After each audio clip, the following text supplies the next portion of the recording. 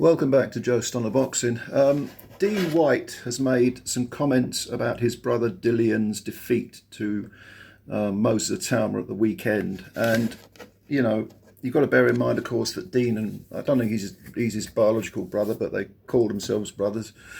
And he's close to Dillian. They're, been great friends for God knows how long. But some of his comments do bear in mind picking apart, even if you allow for some potential bias. He hinted at an injury to Dillian going into the fight, and he says Team Itauma took advantage of it. He said, this is Dean talking, he said he made the same mistake and he pounced on it, he being Itauma. He saw the opening and he went for it. Okay, well, what's he talking about? Well, he's probably referring to the fact that Dillian was pushed back to the ropes and then hung on the ropes trying to sort of shell up and slip and slide and do all that, defensive stuff. But he was buzzed with a punch that a lot of people have said was behind the back of the head. I don't think it was deliberate, but it did kind of catch Dillian a little bit. It wasn't deliberate, but that sort of messed up Dillian's equilibrium. He fell back into the ropes, and then the rest. Extremely lethal barrage of punches from Moses, and that's his calling card.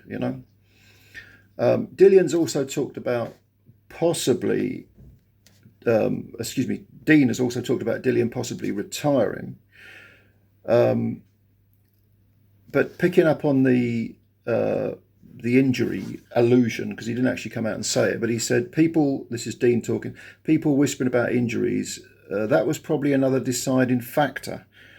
They, Itauma's team, figured let's test the waters early to see if we can get him out of there, and that came to fruition. But Dean also said about White's physical problems that his attitude is it's boxing. If you get in the ring, you're injured. That's your fault. It's no one else's fault, and I agree with that. It's not. We shouldn't take anything away from Moses at all. But it was noticeable. A few people did notice that Dillian did appear to have a bit of a stiff leg. He walked into the ring. He looked a little bit, a little bit stiff in the legs.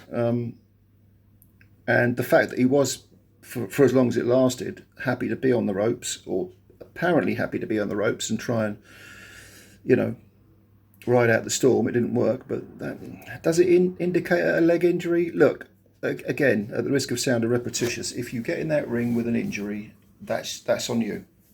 You cannot then turn around and say, and he's not saying that. I mean, Dillian hasn't said anything. Dillian's apologised for his bad performance. He apologised to Buddy McGirt, who's his trainer, and all his fans. He's got nothing to be ashamed of, really. I mean, I think a lot of people, myself included, thought this fight would end very early. It was always a possibility it could end in the first round. I think I picked the third, or before three to the fifth. I said, because you think that maybe Dillian can avoid the heavy bombs for a round or two, but he just got nailed early, and that's life. That's the way it is. That's the way it goes. That's boxing, as they say. But going in with an injury, I don't know. Maybe not. But to me, it is a sort of a moot point, really. As far as Dillian retiring is concerned, well, if he can get another big payday, he'll probably carry on.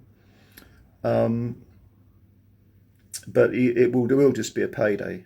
I mean, I think his tenure as a leading heavyweight contender is pretty much over. I suppose one interesting fight would be a return with Joshua, which is long overdue. Probably more overdue than Joshua Fury, because Joshua in his last fight was blitzed by Daniel Dubois.